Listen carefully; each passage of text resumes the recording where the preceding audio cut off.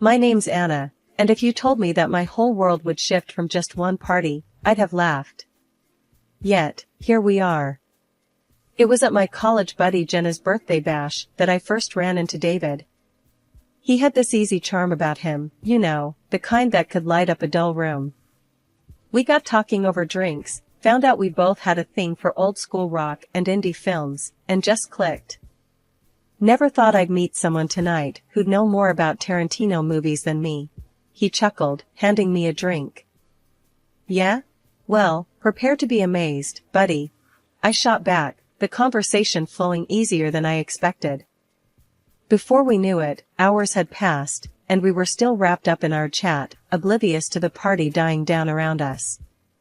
That night, something just felt right. David wasn't like the guys I usually met. He listened, really listened, and his laughs weren't just polite chuckles, but genuine bursts of amusement. It was refreshing. Within weeks of that first meet, we were pretty much inseparable, and moving in together seemed like a no-brainer. I had a cozy little house my grandparents left me, nothing fancy, but filled with warmth and memories. David loved it from the get-go. Life with David started off as a dream. We'd spend nights binge-watching series, cooking up exotic dishes we barely knew how to pronounce, and planning all the trips we'd take together. It was bliss until his mom, Evelyn, became a more constant presence in our lives. Evelyn was an interesting mix, always sweet when you spoke to her but fiercely independent. She had this air about her, like she'd seen it all and then some. The first time David introduced me, she gave me a smile that was both welcoming and measuring. "So, you're the girl who's stolen my son's heart," she said, her voice soft yet carrying a weight that made me slightly nervous. "Trying my best, Mrs. K," I responded, unsure how to read her.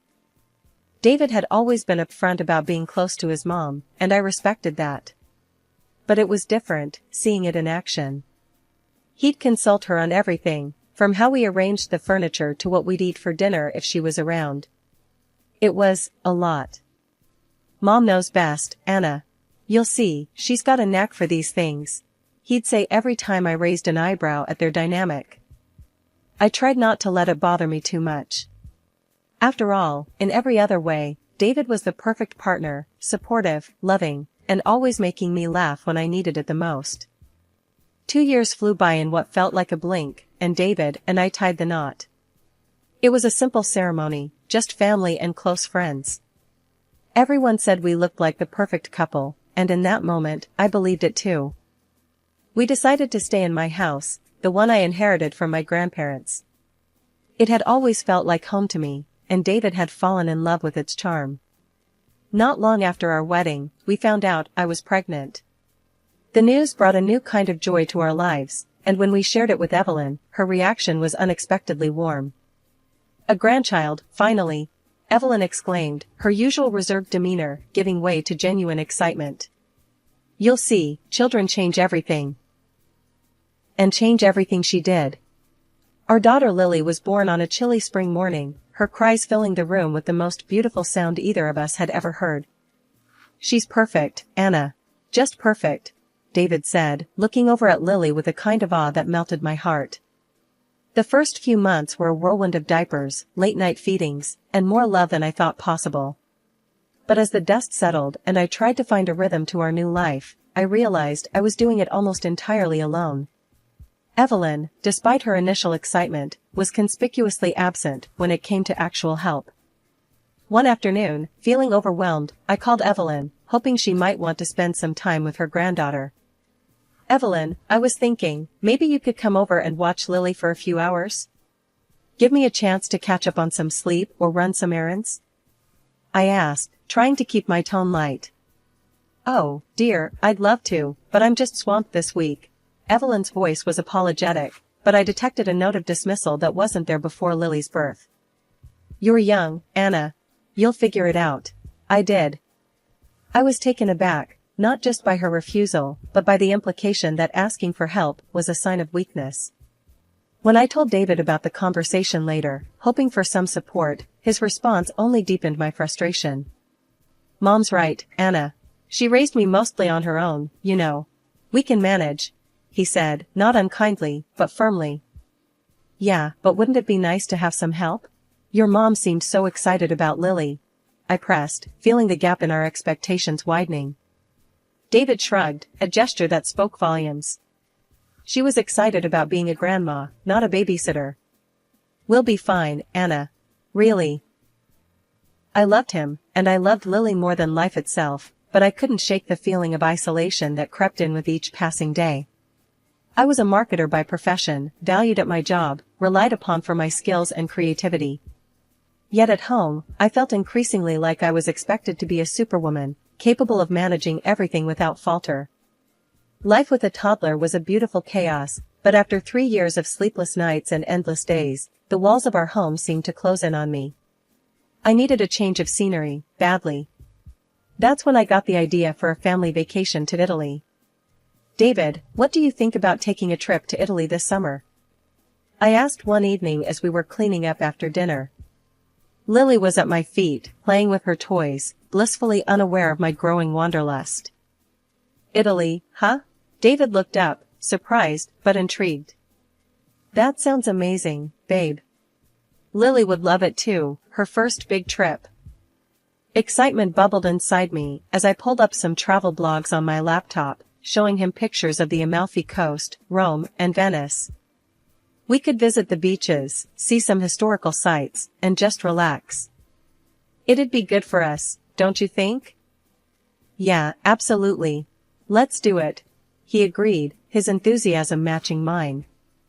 But just as I was about to start looking into flights and accommodations, he added, we should tell my mom about this. She hasn't been anywhere in years, remember? The mention of Evelyn slightly dampened my spirits, not because I disliked her, but because I knew what her joining might imply for our vacation dynamics. Still, I nodded. Sure, let's tell her. She might enjoy it. The next day, we invited Evelyn over for coffee to break the news. As soon as we mentioned Italy, her face lit up, then just as quickly fell. Oh, Italy. I haven't been anywhere for so long. She sighed, a hint of sadness in her voice. David jumped in before I could say anything. Mom, why don't you come with us? It'd be great to have you along. Evelyn's eyes widened with delight, then she turned to me. Would that be all right with you, Anna? I don't want to impose. I mustered my warmest smile, despite the reservations churning in my stomach. Of course, Evelyn. It'd be lovely to have you join us. Evelyn hugged me, her gratitude genuine. Oh, thank you, dear. This means the world to me. Later that night, as I lay in bed browsing through hotel options, the reality of the costs began to sink in. A family room for 4 was significantly cheaper than separate accommodations, but it still stretched our budget. David, we might need to cut back on some of the outings to make this work financially, I murmured, showing him the figures on my screen. Don't worry, babe. You always figure things out, he replied, his tone reassuring yet absent, as if the details were just minor nuisances that would sort themselves out. I sighed, closing my laptop. Managing this trip was turning into a project, but the thought of seeing Italy, of watching Lily play on foreign beaches, kept my spirits up. I'd make it work, somehow. After all, wasn't that what I always did? One evening, I spread out all the travel brochures and budget sheets across the kitchen table, trying to make sense of our finances. David wandered in, grabbing a soda from the fridge. Looks like a command center in here, he joked, taking in the chaos of papers and maps. Feels like one too, I replied, not quite sharing his humor. I'm trying to figure out how we can afford the extra costs for your mom without skimping too much on our actual vacation. David popped the tab on his soda, taking a sip before responding. Well, she's really excited, Anna. Maybe we can just do fewer touristy things. Spend more time relaxing instead? I nodded, though the thought of cutting back on the experiences I had been dreaming of stung a bit. Yeah, maybe. Also, I need to sort out something for Evelyn's pets. She doesn't want to leave him alone. Oh, right, David said, his brow furrowing slightly. What's the plan? I'm thinking of asking Rachel to look after them. I'll have to see if she's available and willing to handle Evelyn's zoo, I said, only half joking. Later that week, I caught up with my friend Rachel at a local cafe to discuss the pet sitting situation. Rachel had always been the go-to for favors like this, but I knew it was a big ask. So, I hate to be a pain, but I have a huge favor to ask, I started, stirring my coffee nervously. Rachel smiled, her easygoing nature a comfort. Shoot. What do you need? It's about the Italy trip. Evelyn's coming with us, and I need someone to take care of her puppy and 2 cats. Could you, maybe help out? I asked, hopeful, but feeling the imposition. Rachel paused, then nodded. Sure, I can do that. Just show me what needs to be done. How long are you guys gone? 2 weeks. And you'd be a lifesaver, really. Evelyn's pretty particular about her pets, I explained, feeling a mix of relief and guilt. No problem. I'll come by a few days before you leave, get the rundown. We'll make sure her little critters are well looked after, Rachel assured me, her tone confident. With the pet situation handled, I turned my attention back to the travel plans. I spent the next few days booking flights, arranging for the family room at the hotel, and tweaking our itinerary to fit the budget. Each evening, David would glance over my shoulder, offering a nod or a simple, looks good, before turning his attention back to whatever was on TV. The day before our departure, I checked and double-checked our luggage, ensuring we had everything needed for Lily and Evelyn. The stress was mounting, and I felt stretched thin. The trouble with my mother-in-law, Evelyn, began long before we even landed in Italy. It started right there on the plane. We were barely an hour into the flight when Evelyn's patience seemed to wear thin. Lily, my 3-year-old daughter, was a little restless. It was her first long flight after all. David, can't you keep her quiet? People are trying to rest. Evelyn hissed across the aisle to us, her voice laced with irritation. David looked at me, his face apologetic, but his response directed at soothing his mother rather than defending our daughter. Mom's right, Anna. Maybe get Lily to settle down a bit? I bit my lip, holding back my frustration as I tried to distract Lily with her favorite book. Lily, sweetie, let's look at your book, okay? The moment the plane touched down in Italy, a mixed wave of relief and excitement washed over me, despite the earlier tensions. We made it, despite the logistical nightmares, the long flight, and a fussy toddler. As we shuffled through the crowded airport, the reality of being in a new country began to sink in. Mama, look. Big planes! Lily exclaimed, pressing her tiny face against the terminal window, momentarily distracted from her previous crankiness. Yes, sweetheart, lots of big planes here, I replied, trying to muster as much enthusiasm as I felt drained after the overnight flight. We managed to gather our luggage and navigate to the shuttle that would take us to our hotel on the coast. The drive offered stunning views of rolling hills and the glistening Mediterranean Sea, which should have lightened the mood, but Evelyn seemed less than impressed. It's so hot here. And why is everything so dusty? Evelyn complained, fanning herself with one of the travel brochures. I exchanged a quick glance with David, hoping he'd help keep his mother's spirits up. Well, Mom, it's Italy in the summer. It's part of the charm, he said, trying to sound cheerful. When we finally arrived at the hotel, the beauty of the old building with its ivy-covered walls and panoramic sea views struck me. I hoped this would lift everyone's spirits.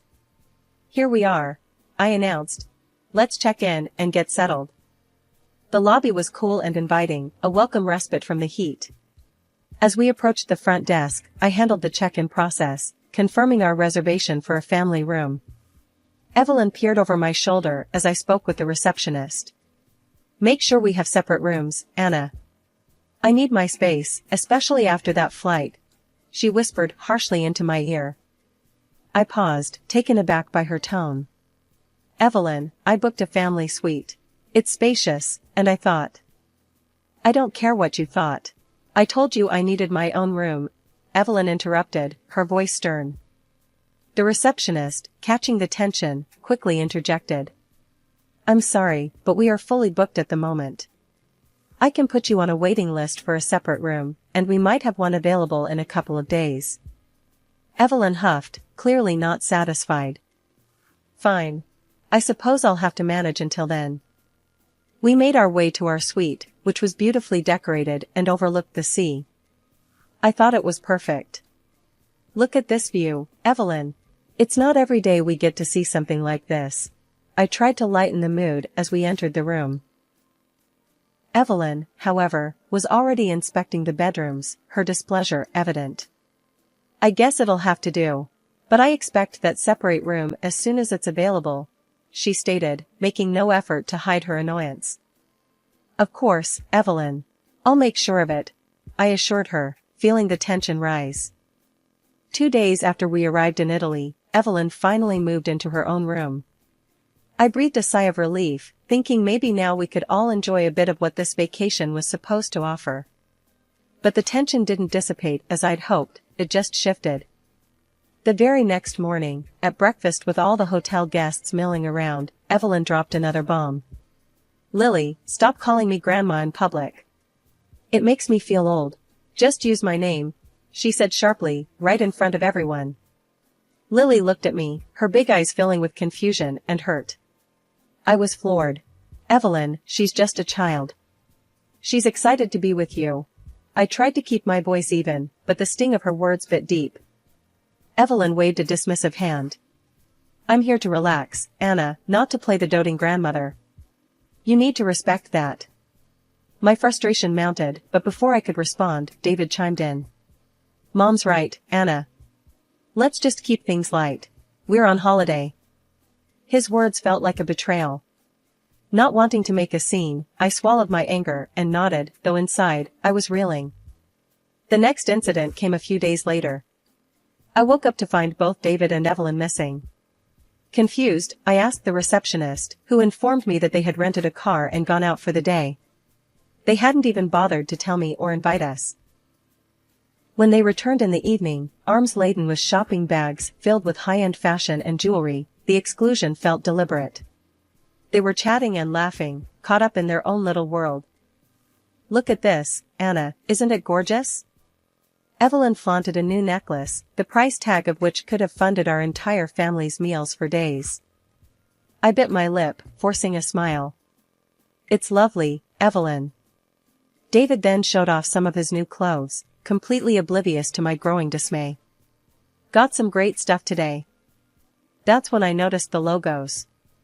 This wasn't just any shopping spree, it was extravagance at its peak. Panic set in. David, how did you pay for all this? I asked, my voice tight. His face fell slightly. Oh, I used the joint account. It was easier. The joint account, our savings for emergencies and significant expenses, not luxury shopping. You used our savings to buy all this? My voice cracked, the betrayal hitting me like a physical blow. David's response was defensive. Why not? We're on vacation, Anna. Why can't we indulge a little? A little? I shot back, my temper flaring. You didn't think to discuss it with me first? And what about Lily and me? You didn't think to include us in your plans today, or even buy something small for your daughter? Evelyn, ever the ally to her son, interjected sharply. Oh, stop being so greedy, Anna. You're ruining the holiday with your nagging. Greedy? Nagging? The words stung, and I felt utterly isolated. From then on, David and Evelyn did their own thing, more shopping, fancy dinners, while Lily and I were left to make our own plans. That morning I woke up to an unusual silence, a cold, empty space where David usually slept. Frantically, I checked around, only to find his side of the room perfectly tidy, his belongings gone. My heart pounded as I raced to Evelyn's room, fearing the worst. The door swung open to an empty room, her bags missing, no signs of her ever being there. Panicking, I grabbed my phone and dialed David's number, then Evelyn's. No answer. Lily stirred in her bed, her sleepy eyes searching. Mommy, where's Daddy? Let's find him, sweetie. I tried to reassure her, masking the tremor in my voice. But as minutes turned into hours with no return calls, Lily's soft whimpers grew into desperate cries. I want Daddy. Just then, my phone rang. It was David. His voice was eerily calm, chillingly distant. "We're at the airport, Anna. Mom needs to go home. She's tired of the vacation, tired of the constant complaints and—" He paused, his words twisting the knife. "Your greed." In the background, I could hear Evelyn's biting voice. "She's ruined everything with her selfish ways." "How could you?" I gasped into the phone, my voice a blend of anger and heartbreak. "How could you leave us here, in a foreign country? How could you choose her over your own daughter?" David's reply was cold, final. "My mother is the most important person to me. She needs me." "You'll manage, you always do." The line went dead. I stared at the phone, numb, then turned to see Lily's tear-streaked face. Anger surged through me, not just for me, but for my little girl, abandoned by the person she adored. In that moment, a plan formed, born from the wreckage of our ruined vacation. I called Rachel, my friend back home taking care of Evelyn's pets. Through clenched teeth, I explained everything. "Rachel, are you at Evelyn's house now?" "Yes, I'm just about to leave," she replied, her voice tinged with concern. "Leave the pets out of the utility room. Open all the doors. Let's see how tidy Evelyn finds her home when she returns," I said, the words bitter, but strangely empowering. "Are you sure?" Rachel hesitated. "Yes. Do it. Then don't go back tomorrow. She needs to see what it's like when someone she relies on lets her down," I insisted, the plan crystallizing with each word. Rachel did as I asked, freeing the energetic puppy and the curious cats into the pristine environment of Evelyn's house. We ended the call with a shared, dark chuckle, imagining the chaos that would greet Evelyn upon her return. The late afternoon sun was dipping below the horizon when my phone erupted with an angry call from David. His voice was livid, strained through exhaustion and frustration. "Anna, we can't get into Mom's house. Your friend isn't answering her phone, and we're locked out. Our flight was delayed, we're tired and just want to get in." I could hear the fatigue in his voice, but my patience had worn thin. "That sounds like a problem you'll have to sort out yourselves, David. I'm not your keeper." A few hours later, Evelyn herself called, her voice shrill and frantic. "Anna, this house is a disaster. The puppy has destroyed everything. There's poop on my bed, my shoes are chewed up, and the furniture's torn apart. It stinks, and we can't even stay here." She was nearly hysterical, the background noise of David's futile attempts to calm her adding to the chaos. "And to top it off, the rescue service won't let us in without the house documents, which, guess what, your little stunt got destroyed too," she continued, barely pausing to catch her breath. I responded with as much calm as I could muster. "Evelyn, I am still on vacation. You need to handle this. Maybe check into a hotel for the night?" She was furious. "You expect us to go to a hotel? I want you to call your security company right now and get them to open your house. We're coming there." I stood firm, the edge in my voice sharp as a knife. "No, Evelyn. I won't do that. You made your choice, and now you can deal with the consequences." A week later, I returned home, bracing myself for the confrontation I knew was inevitable. Sure enough, David and Evelyn were waiting at my doorstep, their faces stormy. "You crossed the line, Anna. I'm filing for divorce," David shouted before I even had a chance to set down my bags. I sighed, more relieved than upset. "I was going to suggest the same thing, David." His anger faltered, replaced by a stunned silence. Evelyn tried to chime in, her words laced with venom. "You're nothing without us, Anna. You'll regret this." Ignoring her, I turned to David. "Pack your things. You need to leave. Now." The gravity of my words hung heavy in the air. David, finally seeing the resolve in my eyes, nodded slowly and went inside. Evelyn, her face a mask of rage, followed him without another word. They moved out that evening. The divorce proceedings were brief. David and I had little to contest, and it was clear we both wanted it over with. He went back to live with his mother, and that was that. Now, as I sit in the quiet of the home I fought to protect, I realize I've regained more than just my independence.